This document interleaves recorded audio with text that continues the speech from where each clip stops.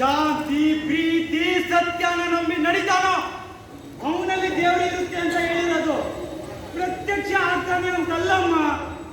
ಅಯ್ಯೋ ನನ್ನ ಮುದ್ದು ಕಂದ, ಇಷ್ಟು ಚಿಕ್ಕ ವಯಸ್ಸಿನಲ್ಲಿ ಎಷ್ಟೆಲ್ಲ ಅರ್ಥ ಮಾಡ್ಕೊಂಡಿದ್ಯಾ?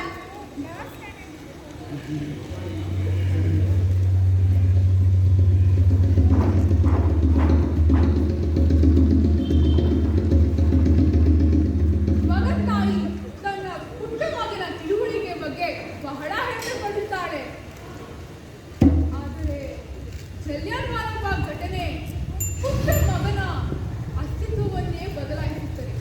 ಜಲಿಯನ್ವಾಲಾ ಬಾಗ್ ಘಟನೆಯ ನಂತರ ಪುಟ್ಟ ಬಾಲಕ ಭಗತ್ ಆ ಸ್ಥಳಕ್ಕೆ ಹೋಗಿ ತೀವ್ರ ಮನನೊಂದು ಒಂದು ಗಾಜಿನ ಬಾಟಲಿಯಲ್ಲಿ ಅಲ್ಲಿನ ಮಣ್ಣನ್ನು ಹುಟ್ಟಿಕೊಂಡಿರುತ್ತಾನೆ. ಇತ್ತ ಕಡೆ ದೇಶದಲ್ಲಿ ನಾಟ್ ಕಾಪರೇಷನ್ ಪ್ರಾರಂಭವಾಗುತ್ತದೆ.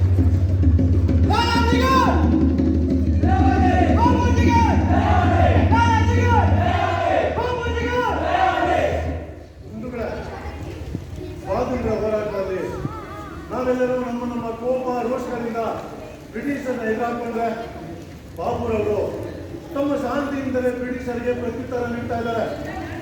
ಬಾಬುರವರ ಹಿಂದೆ ಹೆಜ್ಜೆ ಹಾಕಿದ್ರೆ ಮಾತ್ರ ನಾವು ಉಳಿಸಲಾಗ್ತೀವಿ. ಇಲ್ಲವಾದ್ರೆ ಎದುರು ಮುಯ್ಯಿಗೆ ಮುಯ್ಯಿ ರಕ್ತಕ್ಕೆ ರಕ್ತ ಅಂತ ಹಿಂಸೆಗೆ ನಾವೇ ಕಾರಣರಾಗ್ತೀವಿ.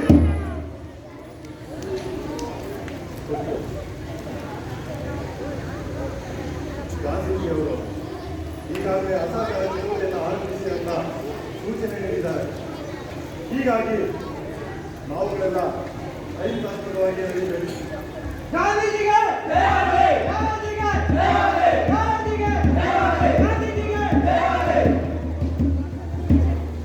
ಅಸಹಕಾರ ಚಳುವಳಿ ಅಂದ್ರೆ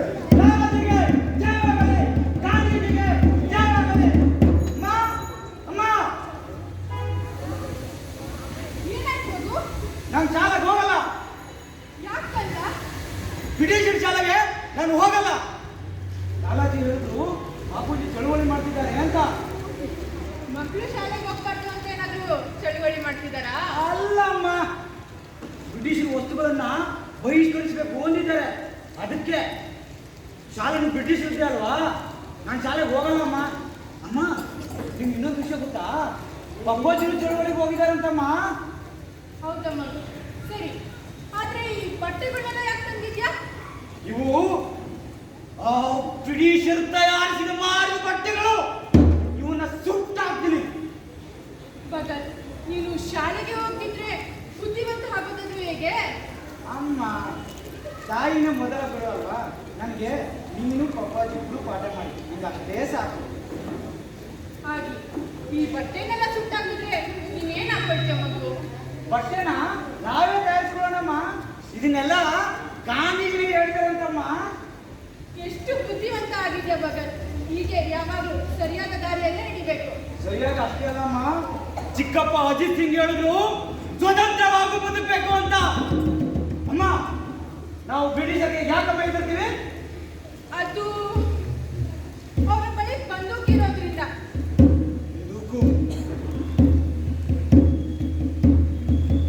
ಅಮ್ಮ, ನಾನು ಹೊಲದ ಕಡೆ ಹೋಗ್ಬಿಡ್ತೀನಿ.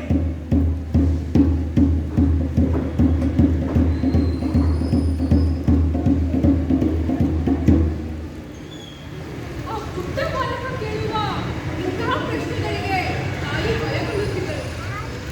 ಯುವಕರಾದ ಭಗತ್ ಸಿಂಗ್ ತನ್ನ ಯಶಸ್ವಿ ಆಸೆಯಂತೆ ತನ್ನ ವಿದ್ಯಾಭ್ಯಾಸವನ್ನು ಲಾಲಾಜಿಯವರಿಗೆ ಲಾಹೋರ್ನಲ್ಲಿ ಆರಂಭಿಸಿದ ನ್ಯಾಷನಲ್ ಕಾಲೇಜಿಗೆ ಸೇರಿಕೊಳ್ಳುತ್ತಾರೆ. ಆದರೆ ಅವನ ಮನಸ್ಸಿನಲ್ಲಿ ಜಲಿಯನ್ವಾಲಾ ಬಾಗ್ ದುರಂತ ಮಾತ್ರ ಗಾಯವಾಗಿದೆ.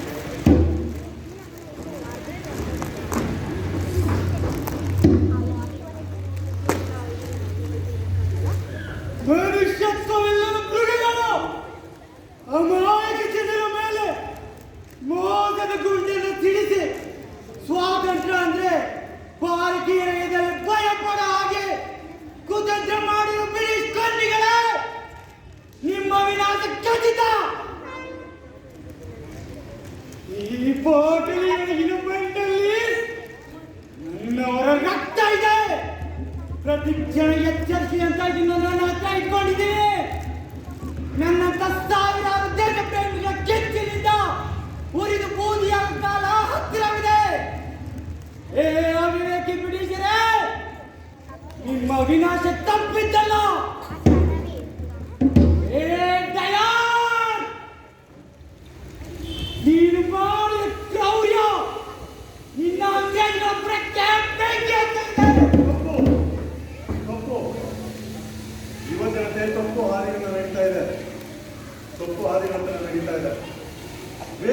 ಅಲ್ಲಿ ಪಾಪ ಕೃತ್ಯಗಳನ್ನ ಮಾಡಿಸುತ್ತಾರೆ. ವಿದ್ಯೆಯ ಕೊರತೆಯಿಂದ ಇವೆಲ್ಲ ತೊಂದರೆಗಳು ಆಗ್ತವೆ. ಅದನ್ನು ಮುಂದುಕೊಂಡು ಅರ್ಥಕ್ಕೆ ಶಾಲೆ ಬಿಟ್ಟ ಮಕ್ಕಳಿಗಾಗಿ ನ್ಯಾಷನಲ್ ಕಾಲೇಜ್ ಆರಂಭಿಸಿರೋದು. ಎಲ್ಲ ವಿಷಯಗಳನ್ನ ನಿಮಗೆ ತಿಳುವಳಿಕೆ ನೀಡಿ ನಿಮ್ಮನ್ನ ಪ್ರಬುದ್ಧರನ್ನಾಗಿ ಉತ್ತಮ ಭವಿಷ್ಯವನ್ನು ರೂಪಿಸುವುದೇ ನಮ್ಮ ಗುರಿ. ಓದು ಪ್ರಬುದ್ಧತೆಯನ್ನು ನೀಡುತ್ತೆ. ಇದರಿಂದ ದೇಶ ಪ್ರಜ್ಞಾಪೂರ್ವಕವಾಗಿ ಮುನ್ನಡೆಯುತ್ತೆ. ನೀವೆಲ್ಲ ಚೆನ್ನಾಗಿ ಓದಬೇಕು. ಓದಿ ದೇಶಕ್ಕೆ ಉತ್ತಮವಾದ ಅಮೂಲ್ಯವಾದ ಕೊಡುಗೆಗಳನ್ನು ನೀಡಿ. ಎಲ್ಲರಿಗೂ ನ್ಯಾಷನಲ್ ಕಾಲೇಜಿಗೆ ಸ್ವಾಗತ.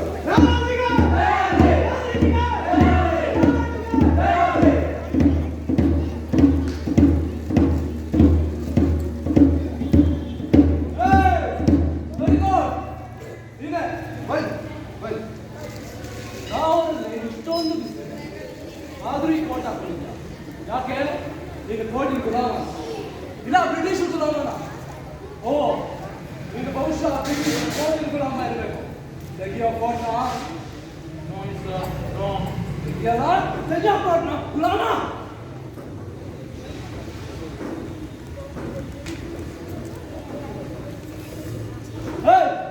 ಎಲ್ಲಿಗೆ ಹೋಗ್ತಾ ಇದ್ದ? ನಿನಗೆ ಒಂದು ಪ್ರಶ್ನೆ ಕೇಳಿ ಉತ್ತರ ಹೇಳಿ. ಈ ಬ್ರಿಟನ್ ಜನ ಬೆಳಿಗ್ಗೆ ಎದ್ದ ತಕ್ಷಣ ಒಂದು ಯಾರನ್ನ ನಿಲ್ಲಿಸ್ಕೊತಾರೆ? ಮಹಾರಾಣಿ ವಿಕ್ಟೋರಿಯಾ, ಕ್ವೀನ್ ವಿಕ್ಟೋರಿಯಾ. ಗುಡ್. ಈಗ ನಮ್ಮ ದೇಶದ ಸ್ವಾತಂತ್ರ್ಯ ಮಹಾಸಂಗ್ರಾಮದ ರಾಣಿ ಯಾರು? ಸಂಗ್ರಾಮ ಈ ದೇಶದ ಯಾವ ರಾಣಿ? ಯಾವ ಸಂಗ್ರಾಮ? 1852 ನಡೀತಲ್ಲ ಸ್ವಾತಂತ್ರ್ಯ ಮಹಾಸಂಗ್ರಾಮ, ಅದು. No matter that was Sipai Kage. ಏನು ಸಿಪಾಯಿ ಕಂಗೆನಾ? ಏ ಗುಲಾಮ! ಏ ಹಿಡ್ಕೊಂಡಿದೆ, ಹಿಡ್ಕೋ. ಅದು ಸ್ವಾತಂತ್ರ್ಯ ಮಹಾಸಂಗ್ರಾಮ. ಹೇಳು, ಸ್ವಾತಂತ್ರ್ಯ ಮಹಾಸಂಗ್ರಾಮ. ಸ್ವಾತಂತ್ರ್ಯ ಮಹಾಸಂಗ್ರಾಮ.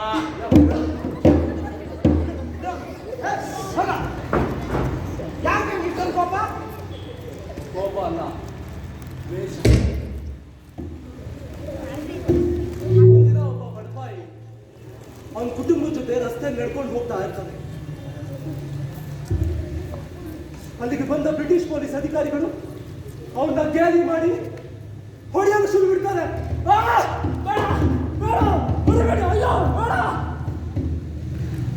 ಇದನ್ನ ನೋಡಿ ಗಾಬರಿಗೊಂಡು ಅವ್ರು ಹೆಂಡತಿ ಅದನ್ನ ತಡೆಯಲು ಬಂದ್ರೆ ಅವ್ರ ಜುಟ್ಟನ್ನ ಹಿಡಿದು ಎಳೆದಾಡಿದ್ರು. ಅಯ್ಯೋ, ಅವಳೇನು ಮಾಡಬೇಡಿ, ಅವಳೇನು ಮಾಡಬೇಡಿ, ಅವಳೇನು ಮಾಡಬೇಡಿ.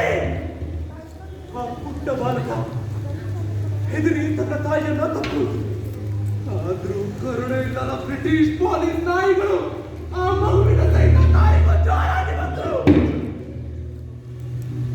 ಆ ಬಡಪಾಯಿ ಗಂಡನಿಗೆ ಮನಸ್ಸೋ ಇಚ್ಛೆ ತುಳಿತಾ ಇದ್ರು. ಇದನ್ನು ನೋಡಿದ ಆ ಸಾಯಿಕ ಹೆಂಡತಿ ಹತ್ರ ನೋಡಿದ ಬ್ರಿಟಿಷ್ ಪೊಲೀಸ್ ಅಧಿಕಾರಿಗಳು ಅವನ ಗಂಡನ ಕಣ್ಣಿಗೆ ಲಾಠಿ ಚುಚ್ಚಿ ಬಾಯಿಗೆ ಬೋಟನ ತುರ್ಕಿ ಅವನ ಮರ್ಮಾಂಗಕ್ಕೆ ಜೋರಾಗಿ ಬಂದಿದ್ದನ್ನ ನೋಡೋಕಾಗ್ದೆ ಆ ಮಹಾತಾಯಿ ಮೂಚೆ ಹೋದ್ರು.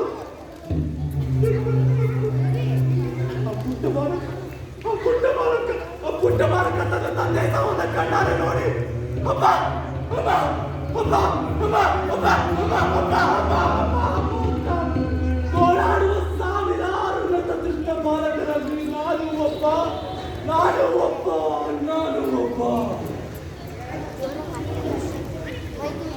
ನನ್ನ ತಂದೆ ಬ್ರಿಟಿಷರ ಹೊಡೆತಕ್ಕೆ ಸತ್ತರು.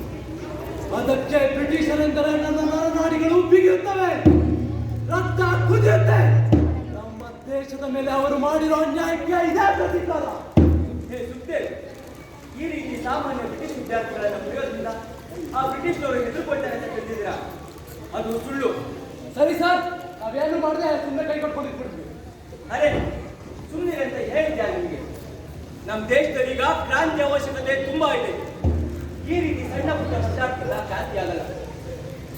ಒಂದು ಕಮ್ಯುನಿಸ್ಟ್ ಸಂಘಟನೆಯಿಂದ ರಷ್ಯಾದಲ್ಲಿ ಅದೆಂತ ದೊಡ್ಡ ಬದಲಾವಣೆಯ ಪರ್ವವೇ ಆರಂಭ ಆಯಿತು.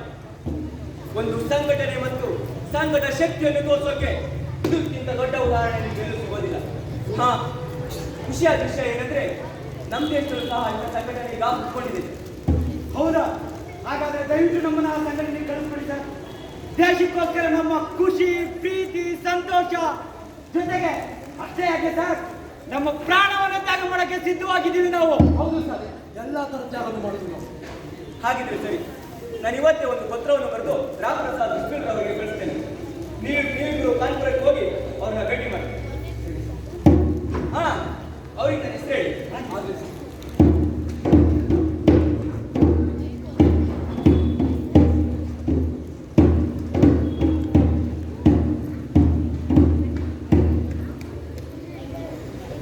Dear comrades, ನಮ್ಮ ಸಂಘಟನೆಯ ಮುಂದಿನ ಕಾರ್ಯವೇ ಬ್ರಿಟಿಷರನ್ನ ಲೂಟಿ ಮಾಡೋದು. ನಿಮ್ಮ ಅಣ್ಣ ತಮ್ಮಂದಿರಾದ ಹಣ, ದುಡ್ಡು, ಒಡವೆಯನ್ನೆಲ್ಲ ಬ್ರಿಟಿಷರು ದೋಚಿದ್ದಾರೆ. ನಾವು ಈ ಲೂಟಿಯನ್ನ ಮಾಡೋದ್ರ ಮೂಲಕ ಅವರಿಗೆ ತಿರುಗೇಟನ್ನು ನೀಡಬಹುದು. ನಾವು ಹೇಡಿಗಳಲ್ಲ. ತಿರುಗಿ ಬಿದ್ದರೆ ನಿಮ್ಮ ಸರ್ಕಾರ ಬೊಕ್ಕಸವನ್ನೇ ಬರಿದಾಗಿಸಿ ನಿಮ್ಮ ಸರ್ಕಾರವನ್ನು ಹೇಳ ಹೆಸರಿನಂತೆ ಮಾಡುತ್ತೇವೆ ಅನ್ನೋ ಸಂದೇಶವನ್ನ ಸಾರಬೇಕು. ಹಾಗೂ ನಮಗೆ ಈ ಸಂಘಟನೆಯನ್ನ ಪ್ರಚಾರ ಪಡಿಸೋಕೆ ಬಹಳಷ್ಟು ದುಡ್ಡಿನ ಅವಶ್ಯಕತೆ ಇದೆ. ಒಂದು ಪಿಸ್ತೂಲು ಆಯುಧಗಳ ಅವಶ್ಯಕತೆ ತುಂಬಾನೇ ಇದೆ. ಅದಕ್ಕಾಗಿ ಈ ಲೂಟಿಯಲ್ಲಿ ಅದೆಷ್ಟೇ ಬ್ರಿಟಿಷ್ ಪೊಲೀಸ್ ಅಧಿಕಾರಿಗಳು ನಮ್ಮನ್ನು ತಡೆಯಲು ಬಂದು ಸರಿ, ಆಯುಧಗಳಿಂದ ನಮ್ಮನ್ನು ಹೊಡೆಯಲು ಬಂದು ಸರಿ, ನಾವು ಈ ಲೂಟಿಯನ್ನು ಯಶಸ್ವಿಯಾಗಿ ಪೂರ್ಣಗೊಳಿಸಲೇಬೇಕು. ಭಗತ್ ಸಿಂಗ್, ನೀವು ಹುಡ್ಕೊಂಡು ಬಂದ್ರೆ ಅದೇ ರಾಮಪ್ರಸಾದ್ ಪ್ರೊಫೆಸರ್ ವಿದ್ಯಾಲಂಕಾರ ನಿಮ್ಮ ಬಗ್ಗೆ ಪೂರ್ಣವಾಗಿ ಪತ್ರದಲ್ಲಿ ಬರೆದು ಕಳಿಸಿದ್ದಾರೆ. ಹೇಳಿ, ಈ ಸಂಘಟನೆಯನ್ನು ಸೇರೋದರ ಹಿಂದಿನ ನಿಮ್ಮ ಉದ್ದೇಶವಾದರೂ ಏನು? ಈ ದೇಶಕ್ಕೆ ಸ್ವಾತಂತ್ರ್ಯವನ್ನು ತಂದುಕೊಡೋದು. ಆ ಸ್ವಾತಂತ್ರ್ಯವನ್ನ ಹೇಗೆ ತರೋದು? ಈ ಬ್ರಿಟಿಷರನ್ನ ಹೊಡೆದು ಬರೆದು ಸದೆ ಹೊಡೆಯೋ ಮೂಲಕ. ಕಾಲೇಜಲ್ಲಿ ಒಂದು 2-3 ಜನ ಹುಡುಗರ ಜೊತೆ ಜಗಳ ಮಾಡಿ ಸರ್, ಬ್ರಿಟಿಷ್ ವಿದ್ಯಾರ್ಥಿಗಳ ಮೇಲೆ ನಾವು ಮಾಡಿರೋ ಹೊಡೆದಾಟ ಒಂದು ಸಣ್ಣ ಪ್ರಾರಂಭ ಅಷ್ಟೇ. ಈಗ ಅದನ್ನ ದೊಡ್ಡ ಮಟ್ಟ ಮಾಡ್ಬೇಕನ್ನೋ ಆಸೆ ಇದೆ. 3-4 ಪುಸ್ತಕ ಓದಿ ಒಂದಿಬ್ರನ್ನ ಹೊಡೆದು ಮಾತ್ರಕ್ಕೆ ಅದು ಕ್ರಾಂತಿ ಅಲ್ಲ. ಯಾವಾಗ ಬ್ರಿಟಿಷ್ ಪೊಲೀಸ್ ಅಧಿಕಾರಿಗಳ ಹತ್ರ ಸಿಕ್ಕಾಕೊತ್ತಿರೋ ಅವ್ರು ಕೊಡೋ ಚಿತ್ರ ಹಿಂಸೆ ಬೆತ್ತಲೆ ಮಾಡಿ ಹೊಡೆಯೋ ಚಡಿ ಏಟ್ಗಳು ಬಿದ್ದರೆ ಈ ನಿಮ್ಮ ಉತ್ಸಾಹದ ಮತ್ತೆಲ್ಲ ಗಾಡಿ ಹಾರುತ್ತವೆ. ನಮ್ಮ ಬ್ರಿಟಿಷರ ನಡುವಿನ ಈ ಸಂಘರ್ಷ ರಕ್ತ ಕೇಳುತ್ತೆ. ರಕ್ತ ದೊಡ್ಡ ವಿಚಾರ ಬಿಟ್ಟು ನನ್ನ ದೇಹದಿಂದ ಬರೋ ಒಂದೊಂದು ರಕ್ತದ ಹನಿ ಕೂಡ ಪ್ರತಿಯೊಬ್ಬ ದೇಶಭಕ್ತರು ಎದೆಯಲ್ಲೂ ಕ್ರಾಂತಿಯ ಕಿಡಿ ಹಚ್ಚಬೇಕು. ಇದೇ ನನ್ನ ಉದ್ದೇಶ. ಕರ್ತಾರ್ ಸಿಂಗ್ ರವರೇ ನನ್ನ ಆದರ್ಶ. ಬ್ರಿಟಿಷರ ಚಳಿಗಟ್ಟುಗಳು, ಜನ್ಮ ಸುರಿಯೋದು, ಮಂಜುಗಡ್ಡೆಗೆ ಕಟ್ಟಿ ಹಿಂಸೆ ಕೊಡೋದು, ಇವ್ಯಾವು ನನ್ನನ್ನು ನನ್ನ ಉದ್ದೇಶದಿಂದ ದೂರ ತರ ಮಾಡೋದಿಲ್ಲ ಸಾಹೇಬ್ರೆ. ನಿನ್ನಂತ ಹಸಿದ ಕ್ರಾಂತಿಯ ಹುಲಿಗಳಿಗಂತಾನೆ ಈ HRA ಸಂಘಟನೆ ಇರೋದು. HRA ಸಂಘಟನೆಗೆ ಸ್ವಾಗತ ಭಗತ್ ದೇವ್. ಇಲ್ಲಿ ಕೇವಲ ನಾನು ಮಾತ್ರ ಅಷ್ಟೇ ಅಲ್ಲ, ನಮ್ಮೆಲ್ಲರಿಗಿಂತ ಅತ್ಯಂತ ಪ್ರಬಲವಾಗಿ ಹೋರಾಡ್ತಾ ಬ್ರಿಟಿಷರಿಗೆ ಸಿಂಹ ಸ್ವಪ್ನವಾಗಿರೋ ನಮ್ಮ ಈ ಸಂಘಟನೆಯ ಬೆನ್ನೆಲುಬು.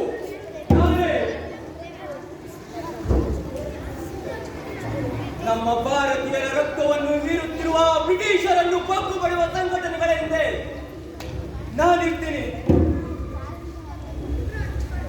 ಮೋಹನ್ ದಾಸ್ ಕರಮಚಂದ ಗಾಂಧಿ ಗಾಂಧಿ ಗಾಂಧಿ ಅಬ್ಬ ಗಾಂಧೀಜಿ ಅಂದ್ರೆ ನಾನು ಹುಚ್ಚನಾಗಿದ್ದೆ.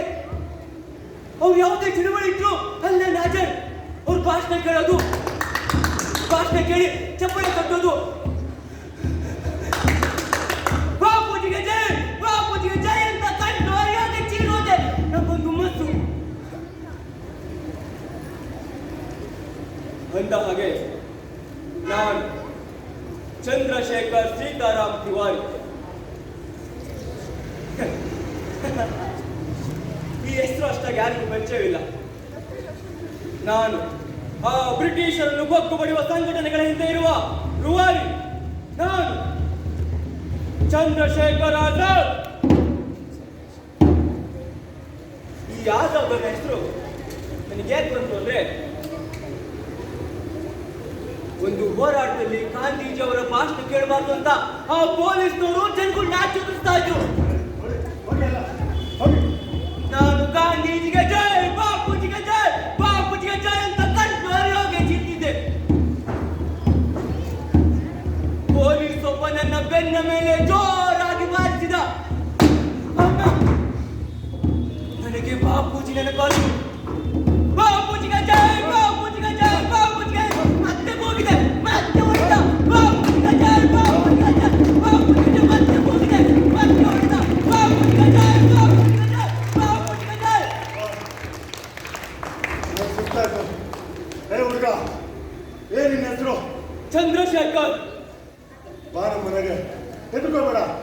ತಿನ್ನೋಕೆ ಏನಾದರೂ ಕೊಡ್ತೀನಿ.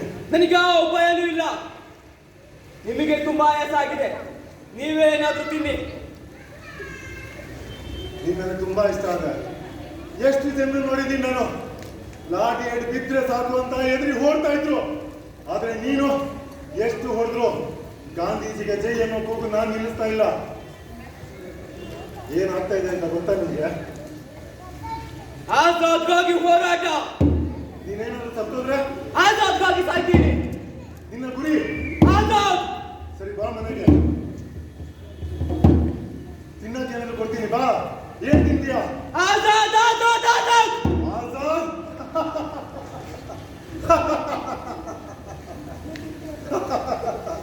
ನಾನ್ ಮನೆಗೆ ಕರ್ಕೊಂಡು ಹೋಗಿ ತಿನ್ನಕ್ಕೆ ಏನ್ ಕೊಡ್ಲಿ ಅಂತ ಕೇಳ್ತಾ ಇದ್ರೆ, ಹಾ ನೋಡಿ, ಕೇಳಿ ನೋಡಿ ಇವ್ನ.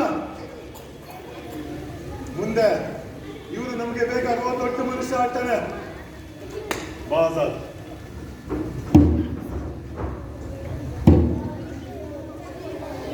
ಈ ಲೂಟಿಯಲ್ಲಿ ಆಜಾದ್ ಅವರು ಇರ್ತಾರೆ. ನಿಮ್ಗೆ ನಮ್ಮ ಸಂಘದ ಧ್ಯೇಯ ಗೊತ್ತಿದೆ ಅಲ್ವಾ? ಸರಿ, ಹಾಗಾದ್ರೆ ನಾವೀಗ ಹೊರಡಕ್ಕೆ ಸಿದ್ಧರಾಗಬೇಕು.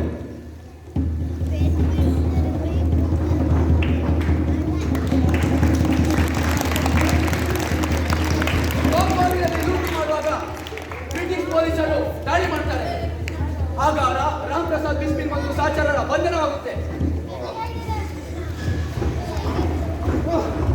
ಈ ವಿಷಯ ಭಗತ್ ಸಿಂಗ್ ಹಾಗೂ ಸಹಚರರಿಗೆ ತಿಳಿಯುತ್ತದೆ.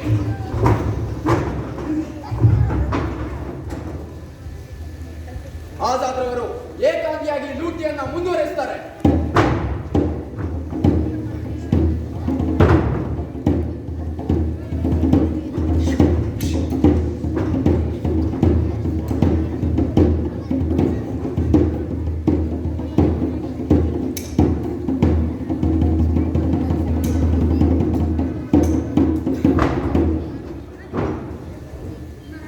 ಬ್ರಿಟಿಷ್ ಪೊಲೀಸರು ರಾಮ್ ಪ್ರಸಾದ್ ಬಿಸ್ಮಿಲ್ಲರ್ ಅನ್ನು ಕೊಲ್ತಾರೆ.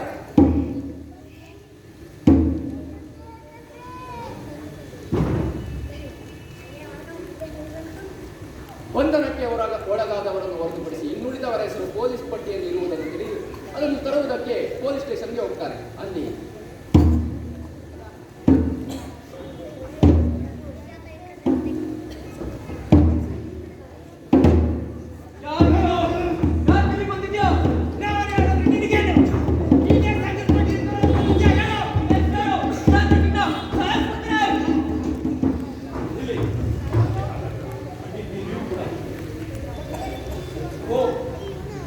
ಭಗತ್ ಸಿಂಗ್ ಅಂದ್ರೆ ನೀನೇನಾ? ನಿನ್ ಬಗ್ಗೆ ತುಂಬಾ ಕೇಳಿದ್ದೆ. ತಿಳಿದ ನಿಮ್ಮ ಮೇಲೆ ಕೈ ಮಾಡಿದ್ದಕ್ಕೆ ಕ್ಷಮಿಸಿ ಪಂಡಿತ್ಜಿ. ಪ್ರಾಣ ಹೋದ್ರು ಸರಿ, ಸಂಘಟನೆಯ ಬಗ್ಗೆ, ಸಂಘದ ಸದಸ್ಯರ ಹೆಸರಿನ ಬಗ್ಗೆ ಹೇಳ್ಕೋಬಾರ್ದು ಅನ್ನೋದು ನಿಯಮವಾಗಿತ್ತು. ಅದಕ್ಕೋಸ್ಕರ ನಾನು ಏನನ್ನು ಹೇಳ್ಕೊಳ್ಳಿಲ್ಲ. ಶಬಾಷ್ ಮೇರವೇ. ನಮ್ಮ ಭಾರತ ಮಾತೆ ನಿನ್ನಂತ ವೀರ ಪುತ್ರನಿಗೆ ಎದುರು ಕೊಟ್ಟಿದ್ದು. ಆ ಬ್ರಿಟಿಷರಿಗೆ ನೀನು ಸಿಂಹ ಸ್ವಪ್ನವಾಗ್ತೀಯ. ಯಾವುದೇ ಕಾರಣಕ್ಕೂ ದೇಶದ ಮೇಲೆ ಈಗಿನ ಕಿಚ್ಚನ್ನು ಕಳ್ಕೋಬೇಡ.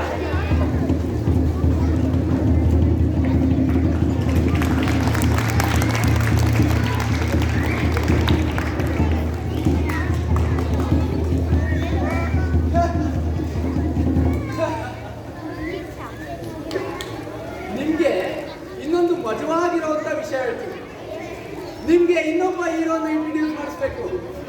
ಕಾನ್ಪುರದ ಗಲ್ಲಿಯಲ್ಲಿ HRA ಸಂಘದ ಹೆಸರನ್ನು ಎಲ್ಲರ ಬಳಿ ಕೇಳಿಕೊಳ್ಳುತ್ತಾ ಅನುಮಾನಾಸ್ಪದ ವ್ಯಕ್ತಿಯೊಬ್ಬನು ಅವನನ್ನು ಕಂಡು HRHA ಸಂಘದ ಸದಸ್ಯರು ಅವನನ್ನು ಹೊತ್ಕೊಂಡು ಮಜಾಕ್ ರೂಮ್ನಲ್ಲಿ ಭಗತ್ ಸಿಂಗ್ನ ಎದುರು ನಿಲ್ಲಿಸುತ್ತಾರೆ. ಅವನನ್ನ ಯಾವ್ದಾದ್ರು ಹೊತ್ಕೊಂಡು ಬರ್ತಾರೆ ಅಂತ ನೀವೇ ನೋಡಿ.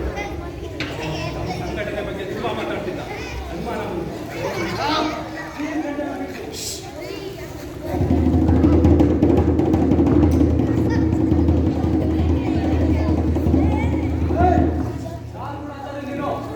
ಉದ್ದೇಶ ಆದ್ರೂ ಏನು?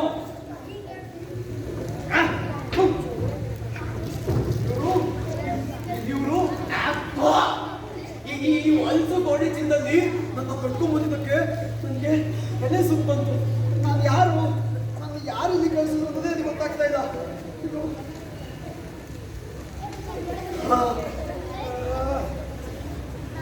ಆ ಈಗ ನೆನಪಿ ಬಂತು. ಎಚ್ಚಾರೆ ಸಂಘಟನೆಯನ್ನ ಸೇರ್ಕೊಳ್ಳೋಕೆ ಪಂಡಿತ್ ಅವರನ್ನು ಕಳಿಸ್ಕೊಂಡಿದ್ದಾರೆ. ನೋಡಿ ಈ ಪತ್ರ. ಈ ಪತ್ರದ ಭಗತ್ ಸಿಂಗ್ ಅವ್ರು ಬೇಕೊಡ್ಬೇಕು. ಅದಕ್ಕೆ ನಾನು ಅವ್ರನ್ನ ಹುಡುಕಾಡ್ತಾ ಇದ್ದೀನಿ. ಏನು ಪಂಡಿತ್ಜಿ ಅವರು ನಿಗನ್ ಕಳಿಸಿದ್ರು? ಸರಿಯಾದ ಸಂಘದ ಗುಪ್ತ ಸಂಕೇತ ಹೇಗೆ ನೋಡೋಣ. ಸಂಕೇತ ಸಂಕೇತ ಅಯ್ಯೋ ಗಡಿ ಬಿಡಿ ಎಲ್ಲ ಮರ್ತ್ಬಿಟ್ಟಿದ್ದೀನಿ. ನಿಜವಾಗೂ ನಂಬಿ ನನ್ನ ಪಂಡಿತ್ಜಿ ಅವರೇ ಪತ್ರವನ್ನು ಕೊಟ್ಟು ಭಗತ್ ಸಿಂಗ್ ಅವ್ರು ಮೀಟ್ ಮಾಡೋದು ಹೇಗೆ ಕಳಿಸಿದ್ದಾರೆ. ನಿಜ ಆ ಪತ್ರ ಕೊಡಿ. ಇಲ್ಲ, ನಾನು ಈ ಪತ್ರವನ್ನು ಯಾರ ಕೈ ಕೊಡೋದೇ ಇಲ್ಲ. ನಾನು ಭಗತ್ ಸಿಂಗ್ ಅವ್ರ ಕೈಲೇ ಕೊಡ್ಬೇಕನ್ನೋ ಆಜ್ಞೆ ಆಗಿದೆ ಪಂಡಿತ್ಜಿ ಅವರಿಂದ. ಅರೇ ಇವ್ರಿಗೆ ಸಂಘ ತಡೆಯೋದ್ರ ಬಗ್ಗೆ ಏನು ಗೊತ್ತಿಲ್ಲ. ಬ್ರಿಟಿಷರ ಜಾತಿ ಟೋಪಿ ಹಾಕೊಂಡು ಬಂದು ಇದು ನಮ್ಗೆಲ್ಲ ಚಳ್ಳೆ ಅಂತ ತಿಳಿಸ್ತಿದ್ಯಾ?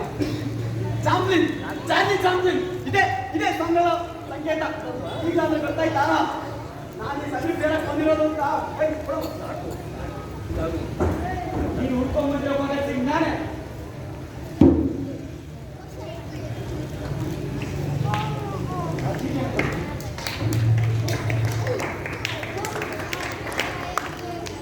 ಈ ಬಗ್ಗೆ ಪರಿಚಯ ಮಾಡ್ತಾರೆ. ನನ್ನ ಹೆಸರು ಶಿವರಾಮ್ ಹರಿ ರಾಜ್ಗುರು ಅಂತ.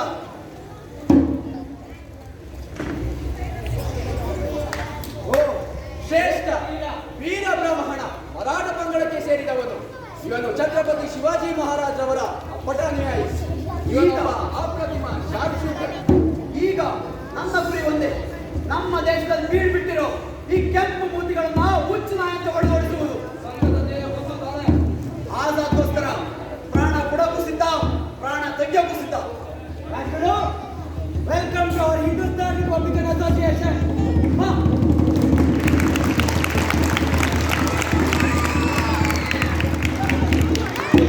ಲಾಲಾಜಿ ಅವರು ಭಾರತದಲ್ಲಿ ಬ್ರಿಟಿಷ್ ರಾಯ ಭಾರತಪುರ ಸೈಮನ್ ಆಯೋಗವು ಸಂವಿಧಾನ ರಚನೆಯಲ್ಲಿ ಪಾಲ್ಗೊಳ್ಳದಿರುವಂತೆ ಲಾಹೋರ್ನಲ್ಲೇ ಆಯೋಗದ ವಿರುದ್ಧ ಹೊರಮುಂದಾಳತ್ವದಲ್ಲೇ ಒಂದು ಹೋರಾಟವನ್ನು ಪ್ರಾರಂಭಿಸುತ್ತಾರೆ. ಅದು ಯಾವ ಹೋರಾಟ ಅಂತಂದ್ರೆ ಆ ಹೋರಾಟಕ್ಕೆ ಬೆಂಬಲ ನೀಡಲು 3 ಜನರು ಭಗತ್ ಸಿಂಗ್ ಹಾಗೂ ರಾಜ್ಗುರು ಸುಖದೇವ್ ಲಾಹೋರ್ಗೆ ಬಂದಿರುತ್ತಾರೆ.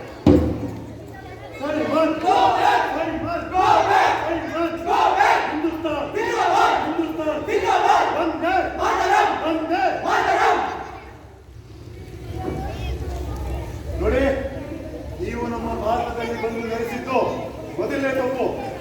ಈಗ ನೀವು ನಮ್ಮ ದೇಶದಲ್ಲಿ ಅಧಿಕಾರವನ್ನು ಸ್ಥಾಪಿಸಲು ಹೋಗ್ತಾ ಇದ್ದೀರಾ. ಕೂಡಲೇ ಈ ನಿಮ್ಮ ಸೈಮನ್ ಆಯೋಗವನ್ನು ಹಿಂದಕ್ಕೆ ಕಳಿಸಿ. ಇಲ್ಲವಾದರೆ ನಮ್ಮ ಹೋರಾಟ ತೀವ್ರವಾಗಿ ಸಾವಿರದಂತೆ ತಂಡೋಪತಂಡವಾಗಿ ದೇಶದ ಮೂಲೆ ಮೂಲೆಗಳಿಂದ ಆಯ್ದು ನಿಮ್ಮ ತಪ್ಪು ನುಗ್ಗಿಸಾಗುತ್ತೆ. ಹೌದು,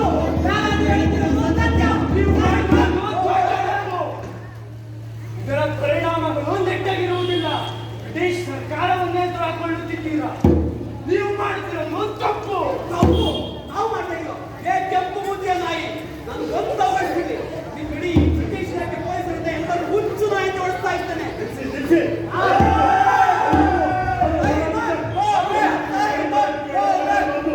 ದಯವಿಟ್ಟು ನಮ್ಮ ಹೋರಾಟ ತೀವ್ರವಾಗಿ ಮುನ್ನಡೆಯಬೇಕಾದ್ರೆ ಅಹಿಂಸಾತ್ಮಕವಾಗಿ ಮುನ್ನಡಿಬೇಕು. ಹೌದು ಹೌದು, ಲಾಲಾಜಿ ಅವ್ರಿಗೆ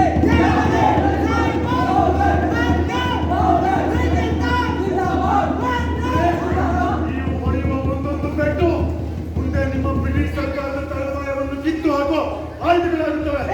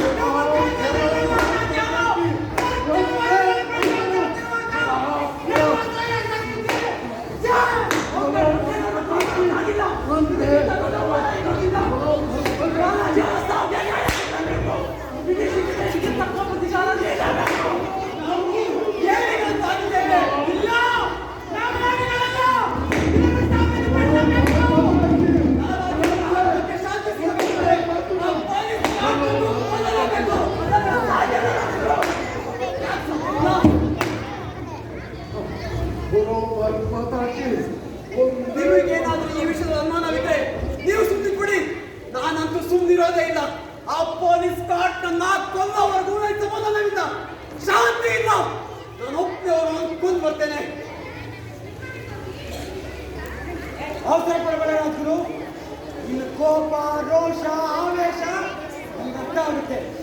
ನಮಗೂ ಸಹ ಅಫ್ಘಾನ್ನ ವಿರುದ್ಧ ಪ್ರತೀಕಾರ ತೀರಿಸ್ಕೋಬೇಕು ಅನ್ನೋ ಹಂಬಲ ಇದೆ. ಹಾಗೆ ಸುಲಭದ ವಿಷಯ ಅಲ್ಲ. ಅಫ್ಘಾನ್ ಪೊಲೀಸ್ ಇಲಾಖೆಯ ಭದ್ರಕೋಟೆಯ ಆಫೀಸಲ್ಲಿರ್ತಾನೆ. ಅವನ ಮೇಲೆ ಅಲ್ಲಿ ದಾಳಿ ಮಾಡೋದು ಸಾಧ್ಯವಿಲ್ಲ.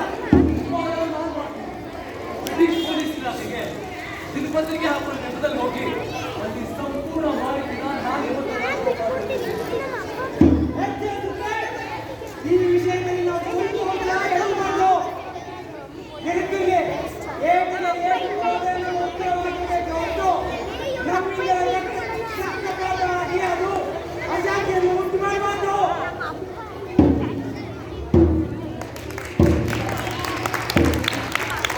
ಭಗತ್ ಸಿಂಗ್ನ ಈ ಮಾತುಗಳು ಸಂಘಟನೆಯ ಸದಸ್ಯರಿಗೆ ಅರ್ಥವಾಗುವುದು ತುಂಬಾ ಕಷ್ಟವಾಗಿತ್ತು. ಎಲ್ಲಾ ಮಾಹಿತಿಗಳನ್ನು ಕಲೆ ಹಾಕಿ 3 ಜನರು ಒಂದೊಂದು ಕಡೆ ನಿಂತಿರುತ್ತಾರೆ. ಬೈಕ್ ಮೇಲೆ ಸ್ಯಾಂಡರ್ಸ್ ಎಂಬ ಬ್ರಿಟಿಷ್ ಪೊಲೀಸ್ ಅಧಿಕಾರಿಯವರು ಬೈಕ್ ಮೇಲೆ ಬರುತ್ತಿರುತ್ತಾರೆ. ಅದನ್ನು ನೋಡಿ ಭಗತ್ ಸಿಂಗ್ ಆತುರದಲ್ಲಿ ರಾಜಗುರುಗೆ ಯಾವನಾದರೂ ಒಟ್ಟಲ್ಲಿ ಬ್ರಿಟಿಷ್ ನಾಯಿ ಇದ್ದಾನೆ. ಬ್ರಿಟಿಷ್ ನಾಯಿ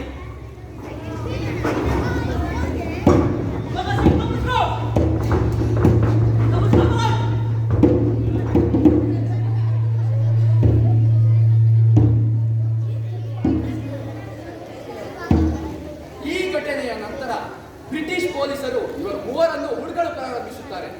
3 ಜನರು ವೇಷ ಮರೆಸಿಕೊಂಡು ಗೌಪ್ಯ ಸ್ಥಳದಲ್ಲಿ ಇರುತ್ತಾರೆ.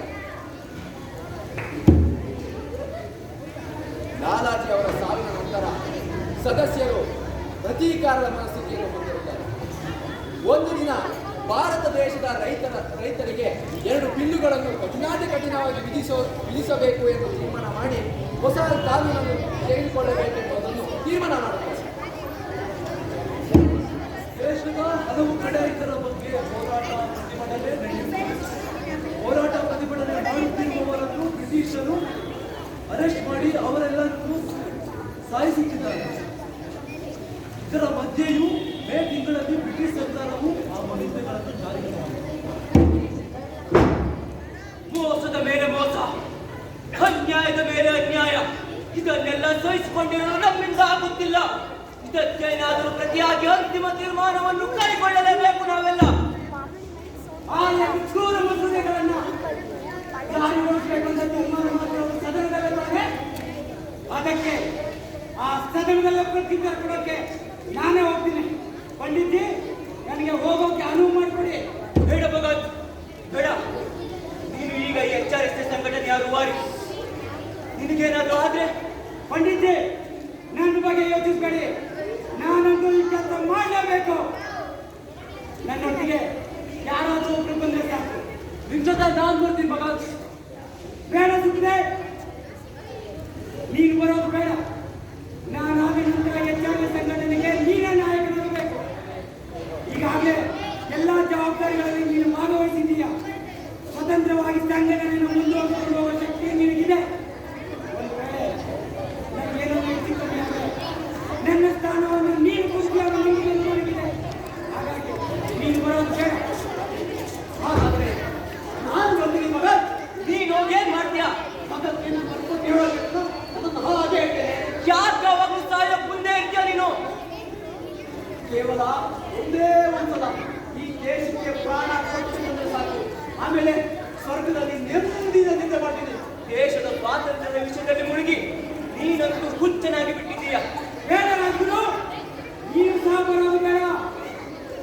ಬ್ರಿಟಿಷ್ ಸರ್ಕಾರದ ನ್ಯಾಯಾಧೀಶರ ಮುಂದೆ ಹೇಗೆಲ್ಲ ಮಾತಾಡಬೇಕು, ಯಾವೆಲ್ಲ ಪ್ರಶ್ನೆಗಳನ್ನು ಕೇಳಬೇಕು ಅಂತ ನಾನೀಗ ಅದರ ಪಟ್ಟಿ ಮಾಡ್ಕೊಂಡಿದ್ದೀನಿ. ಅವರ ಮುಂದೆ ಮಾತಾಡೋಕೆ ವಾಕ್ಚಾತುರ್ಯ ಬೇಕು, ಶಬ್ದ ಭಂಡಾರ ಬೇಕು.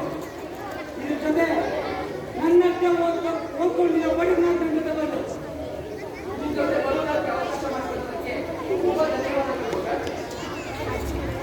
ಇನ್ಕಿಲಾಬ್ ಜಿಂದಾಬಾದ್, ಇನ್ಕಿಲಾಬ್ ಜಿಂದಾಬಾದ್, ಇನ್ಕಿಲಾಬ್ ಜಿಂದಾಬಾದ್, ಇನ್ಕಿಲಾಬ್ ಜಿಂದಾಬಾದ್ ಎಂದು ಘೋಷಣೆ ಕೂಗುತ್ತಾ ಸದನದಲ್ಲಿ ಬಾಂಬ್ ಹಾಕಿ ಗೆಲ್ಲಬೇಕುತ್ತಾರೆ.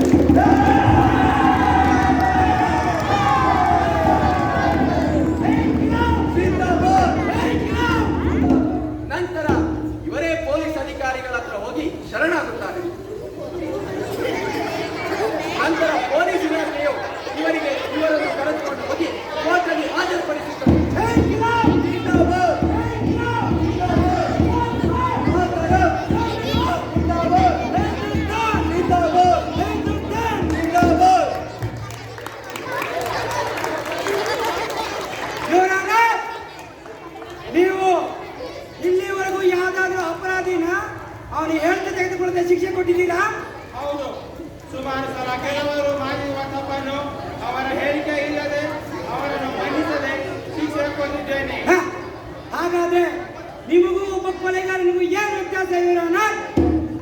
ಅಪರಾಧದ ಹಿಂದೆ ಯಾವ ಕಾರಣ ಇದೆ ಅಂತ ತಿಳಿದುಕೊಳ್ಳದೆ ಶಿಕ್ಷೆ ಕೊಡೋದು ತಪ್ಪು ಅಂತ ನಿಮಗೆ ಗೊತ್ತಿಲ್ವಾ? ಯುವರ್ ಆನರ್, ಬಾಂಬ್ ಅನ್ನ ಹೇಗೆ ತಯಾರಿಸಬೇಕು ಅಂತ ನಮಗೂ ಗೊತ್ತಿದೆ ಯುವರ್ ಆನರ್. ಆ ಬಾಂಬ್ನ ಶಕ್ತಿ ಎಂಥದ್ದು ಅನ್ನೋದು ಸಹ ಗೊತ್ತಿದೆ. ಅದಕ್ಕೆ ಆ ಬಾಂಬ್ನಲ್ಲಿ ಹೆಚ್ಚಿನ ಕೆಮಿಕಲ್ಸ್ಗಳನ್ನು ಬಳಸಲಿಲ್ಲ ಯುವರ್ ಆನರ್. ಸಾಮಾನ್ಯವಾದ ಮದ್ದುಗಳನ್ನು ಅದರಲ್ಲಿ ತುಂಬಿದ್ವಿ. ಹಾಗೆ ಆ ಸಾಮಾನ್ಯವಾದ ಬಾಂಬ್ಗಳನ್ನ ಸದನದಲ್ಲಿ ಯಾರೂ ಇಲ್ಲದಿರೋ ಖಾಲಿ ಜಾಗದಲ್ಲಿ ಮಾತ್ರ ಹಾಕಿದ್ವಿ. ನಮ್ಮ ಉದ್ದೇಶ ಯಾರನ್ನು ಸಾಯಿಸೋದಾಗಿರ್ಲಿಲ್ಲ. ನಮಗೆ ಮನುಷ್ಯ ಬದುಕಿನ ಪ್ರೀತಿಯನ್ನ ಗೊತ್ತು. ಆ ಬದುಕಿನ ಮೌಲ್ಯಗಳನ್ನು ಗೌರವಿಸ್ತೀವಿ, ಪ್ರೀತಿಸ್ತೇವೆ. ಸದನದಲ್ಲಿ ಕೂತ್ಕೊಂಡು ದೇಶದ ರೈತರಿಗೆ ಕುಣಿಕೆ ಹಾಕಿ ಹೊರಟಿರೋ ನಾಯಕರಿಗೆ ನಾವು ಬಾಂಬ್ ಹಾಕಿದ ಸೂಚನೆ ಒಂದು ಸಣ್ಣ ಹೆಜ್ಜೆ ಅಷ್ಟೇ. State district rule and public safety ಬಿಲ್ಗಳ ಹೆಸರಲ್ಲಿ ಅವರ ಮೇಲೆ ದಬ್ಬಾಳಿಕೆ ಮಾಡ್ತೀವ ನಿಮಗೆ ಇದೇ ನಮ್ಮ ಪ್ರತ್ಯುತ್ತರ. ಒಂದೇ ಮಾತರಂ, ಡೌನ್ ಡೌನ್, ಇಂಫ್ರೀಡಮ್, ಇನ್ಕಿಲಾಬ್ ಜಿಂದಾಬಾದ್, ಇನ್ಕಿಲಾಬ್ ಜಿಂದಾಬಾದ್, ಒಂದೇ ಮಾತರಂ. ಹಾಜರ್ ಅಪರಾಧಿಗಳು ಏನೇ ಹೇಳಿಕೆ ಕೊಟ್ಟರೂ ಸಹ ಅದು ಸರ್ಕಾರದ ವಿರುದ್ಧವಾಗಿದೆ. ಒಂದೇ ಮಾತರಂ. ಈ ಸರ್ಕಾರವು ಅವರಿಗೆ ಜೀವಾವಧಿ ಶಿಕ್ಷೆಯನ್ನು ವಿಧಿಸುತ್ತದೆ. ಇನ್ಕಿಲಾಬ್ ಜಿಂದಾಬಾದ್, ಇನ್ಕಿಲಾಬ್ ಜಿಂದಾಬಾದ್, ಒಂದೇ ಮಾತರಂ, ಒಂದೇ ಮಾತರಂ, ಇನ್ಕಿಲಾಬ್ ಜಿಂದಾಬಾದ್. ಹೆಚ್ಚಾಗಿ ಸಂಘಟನೆಗಳ ಇತರ ಸರ್ಕಾರದ ಕೂಡ ಬಂದಿಯಾಗಿ ಜೈಲಿಗೆ ಬರುತ್ತಾರೆ.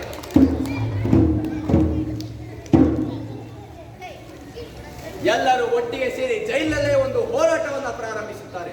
ಆ ಹೋರಾಟ ಏನಪ್ಪಾ ಅಂತಂದ್ರೆ ಉಪವಾಸ ಸತ್ಯಾಗ್ರಹ. ಕ್ರಾಂತಿಕಾರಿಗಳ 63 ದಿನಗಳ ಉಪವಾಸ ಸತ್ಯಾಗ್ರಹ ಮಾಡಿ ದೇಶದಲ್ಲಿ ಪ್ರಶಂಸೆಯನ್ನು ಪಡೆಯುತ್ತದೆ.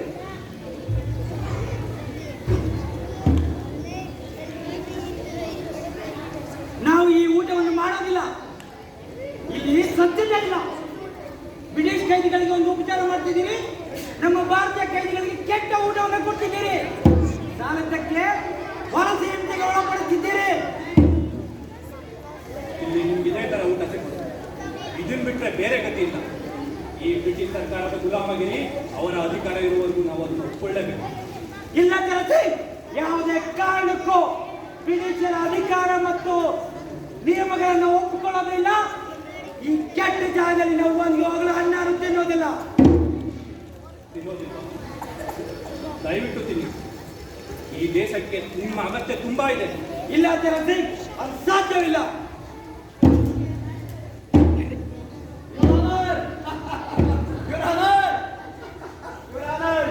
ಪಿತೂರಿಯ ಕೇಸ್ನಲ್ಲಿ ನಾನೇ ಕೋರ್ಟ್ಗೆ ಬಂದಿದ್ದೇನೆ ಹಾಗೂ ನಾನೇ ನಿಮ್ಮ ಬ್ರಿಟಿಷ್ ಪೊಲೀಸ್ ಅಧಿಕಾರಿಯನ್ನ ಕೊಲೆ ಮಾಡಿದ್ದು. ಭಗತ್ ಸಿಂಗ್, ನೀನಿಲ್ಲದೆ ಎಲ್ಲ ಖಾಲಿ ಖಾಲಿ ಅನ್ನಿಸ್ತಾ ಇದೆ. ಹಾಗಾಗಿ ನಿನ್ನ ಬೆಂದ ಬೀಳ್ಬೇಕಂತಾನೆ ಇಲ್ಲಿವರೆಗೂ ಹುಡ್ಕೊಂಡ್ ಬಂದಿದ್ದೀನಿ. ಬರ್ಕೊಳ್ಳಿ ನ್ಯಾಯಾಧೀಶರೇ, ನನ್ನ ಹೆಸರು ಶಿವರಾಮ್ ಹರಿ ರಾಜ್ಗುರು ಅಂತ.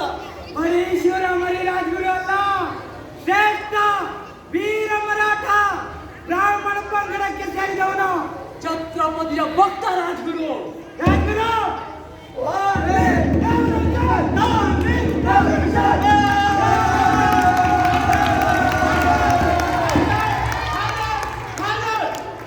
ಕೋಚಿನಲ್ಲಿ ಬಂದು ಒಬ್ಬರಿಗೊಬ್ಬ ಧಬಿಕೊಳ್ಳುತ್ತಾ ಕಿರುಚಾಡುತ್ತಾ ಹಬ್ಬದ ಸಂಭ್ರಮ ಆಚರಿಸುತ್ತಿದ್ದೀರಾ ಹೇಗೆ? ಹೌದು, ಇದು ಹಬ್ಬದ ಸಂಭ್ರಮವೇ, ಕ್ರಾಂತಿ ಹಬ್ಬದ.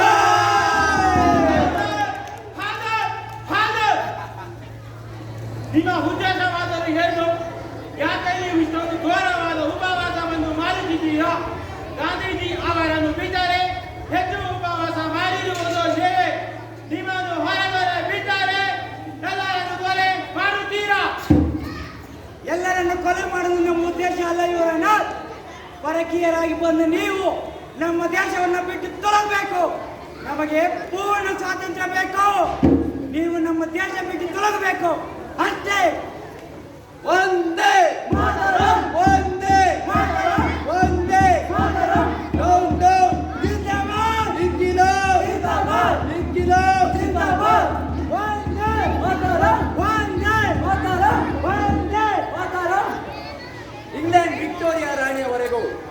ಸಿಂಗ್ ಹಾಗೂ ಸಹಚರರು ಮಾಡಿರುವ ಘೋರ ಉಪವಾಸದ ಸುದ್ದಿ ತಲುಪುತ್ತದೆ. ದೇಶದ ಎಲ್ಲಾ ಜನರು ಇವರು ಬೆಂಬಲಕ್ಕೆ ನಿಂತಿದ್ದಾರೆ ಎಂಬುದನ್ನು ತಿಳಿದು ಪರಿಸ್ಥಿತಿ ಕೈ ಮೀರೋದರ ಮುನ್ನ ಭಾರತದಲ್ಲಿರುವ ಬ್ರಿಟಿಷ್ ಸರ್ಕಾರಕ್ಕೆ ಈ ವಿಷಯದಲ್ಲಿ ಒಂದು ಅಂತಿಮ ತೀರ್ಮಾನವನ್ನು ತೆಗೆದುಕೊಳ್ಳಬೇಕೆಂದು ಆರ್ಡರ್ ಮಾಡುತ್ತದೆ. ಕೋರ್ಟಿನಲ್ಲಿ ಸಂಭ್ರಮಾಚರಣೆ ಮಾಡೋದರ ಮೂಲಕ ಭಗತ್ ಸಿಂಗ್ ಹಾಗೂ ಸಹಚರರ ವರ್ತನೆಯನ್ನು ನೋಡಿ ನ್ಯಾಯಾಧೀಶರು ತೀರ್ಪನ್ನು ಬರೆಯುತ್ತಾರೆ.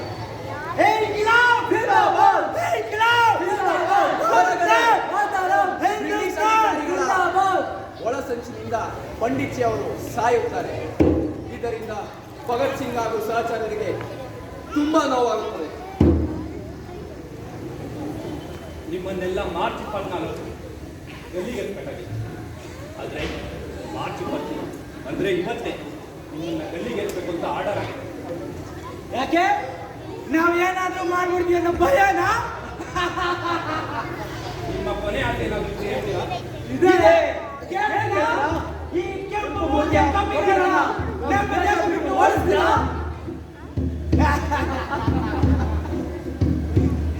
Long live revolution! Long live revolution! Long live revolution! मेरे खिलाफ जिंदाबाद! मेरे रंग दे बसंती चोला, मेरे रंग दे बसंती चोला, मेरे रंग दे बसंती चोला, मेरे रंग दे बसंती चोला, मेरे रंग दे बसंती चोला, मेरे रंग दे बसंती चोला.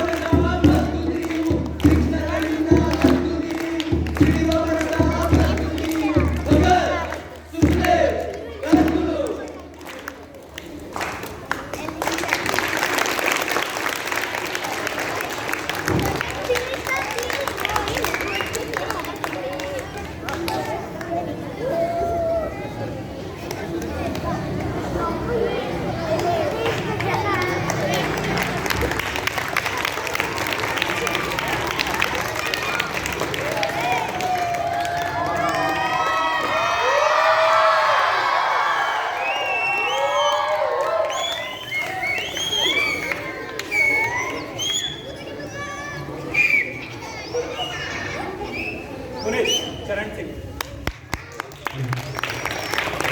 ದಿನೇಶ್ ಕುಮಾರ್, ಚಂದ್ರಶೇಖರ್ ಆಜಾದ್, ವಿದ್ಯಾಲಂಬ, ಮಹಾದೇವ್ ನಾಯಕ್, ಶಮನ್, ನಿರೂಪಕ ರಾಮ್ ಪ್ರಸಾದ್ ಬಿಸ್ಮಿಲ್ ಹಾಗೂ ನಾಗರಾಜ್, ಲಾಲಾಜಿ ಹಾಗೂ ಪೊಲೀಸ್ ಪ್ರತೀಕ್, ಸುಖದೇವ್ ತಾಪನ್, ಮಾನ್ಯ ಶರಣ್ ಭಗತ್ ಸಿಂಗ್.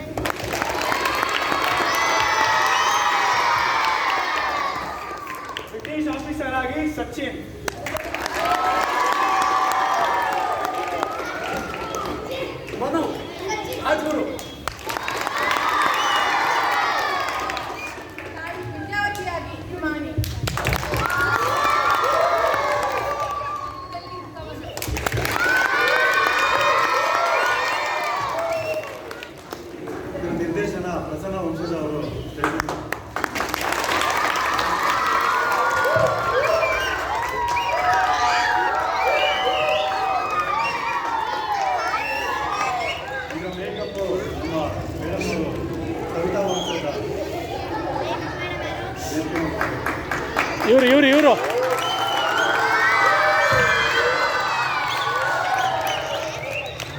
ಖಂಡಿತವಾಗಿ ಸಾಗರ ಉದ್ಯಮ ಇರ್ತದೆ.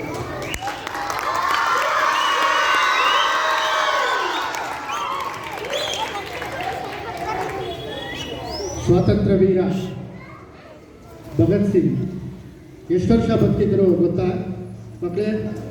ಯಾರಾದರೂ ಹೇಳ್ತೀರಾ? ಯಾರಾದರೂ ಹೇಳಿದ್ರೆ 50 ರೂಪಾಯಿ.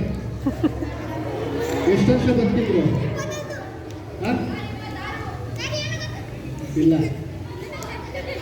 ಎಷ್ಟು ವರ್ಷ ಬದುಕಿದ್ರು?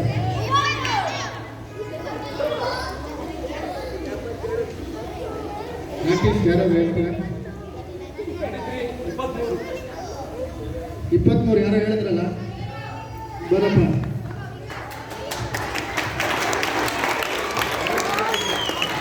ಅಂತ ಭಗತ್ ಸಿಂಗ್ ಒಂದು ದರ್ಶನ ನಿಮಗೆ ಕೊಟ್ಟಿದ್ದಾರೆ. 23 ವರ್ಷದಲ್ಲಿ ಸಂಗೊಳ್ಳಿ ರಾಯಣ್ಣ ಕೇಳಿದ್ದೀರಾ? ಅವರು ಗೆರಿಲ್ಲಾ ವಾರನ್ನ ಕಂಡುಹಿಡಿದಿದ್ರು. ಅದನ್ನ ಭಗತ್ ಸಿಂಗ್ ಅವರು ಹಾಗೆ ಗೆರಿಲ್ಲಾ ವಾರ ಅಂದರೆ ಹಾಗೆ ಸಡನ್ ಆಗಿ ನುಗ್ಗಿ ಬ್ರಿಟಿಷರ್ನ ಅಟ್ಯಾಕ್ ಮಾಡೋದು ಅಂತ ವಿದ್ಯೆನ ಮಾಡಿದ್ದು ಇಡೀ ಒಂದು ನಮ್ಮ ಸ್ವಾತಂತ್ರ್ಯ ಚಳವಳಿಯಲ್ಲಿ ಭಗತ್ ಸಿಂಗ್ ಮಾತ್ರ. ಅಂತ ಅತ್ಯದ್ಭುತ ನಾಟಕನ ನಮ್ಮ ಇಲ್ಲಿ ಉತ್ಸವದಲ್ಲಿ ಪ್ರದರ್ಶನ ನೀಡಿದ್ದಾರೆ. ಅವ್ರಿಗೆ ಮತ್ತೊಮ್ಮೆ ಜೋರಾದ ಚಪ್ಪಾಳೆಯನ್ನು ಕೊಡಬೇಕು.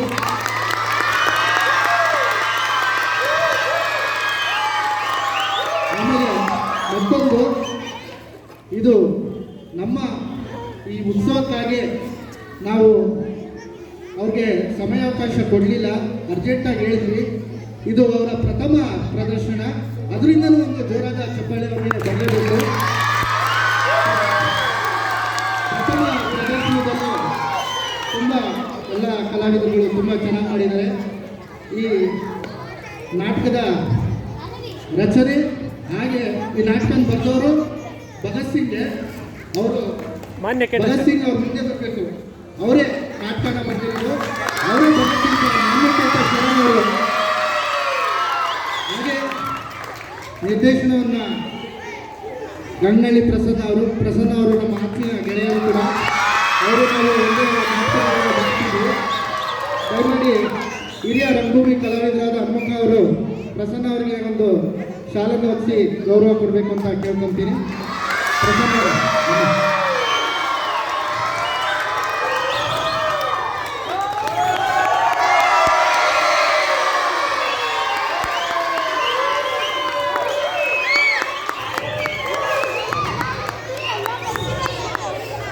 ಮಕ್ಕಳೇ, ಈಗ ನಮಗೆ ಸ್ವಾತಂತ್ರ್ಯ ಬಂದಿದೆ, ಆದರೆ ನೀವು ಯಾರು ಸ್ವಾತಂತ್ರ್ಯಕ್ಕಾಗಿ ಹೋರಾಡಬಾರ್ದು. ಆದರೆ ಭಗತ್ ಸಿಂಗ್, ರಾಜ್ಗುರು, ಸುಖದೇವ್ ಅವರ ಒಂದು ಆದರ್ಶನ ಪಾಲನೆ ಮಾಡಬೇಕು ಅಂತ ತಮ್ಮನ್ನು ಕೇಳ್ಕೊತೀನಿ. ಮತ್ತೊಮ್ಮೆ ಕಲಾವಿದರಿಗೆ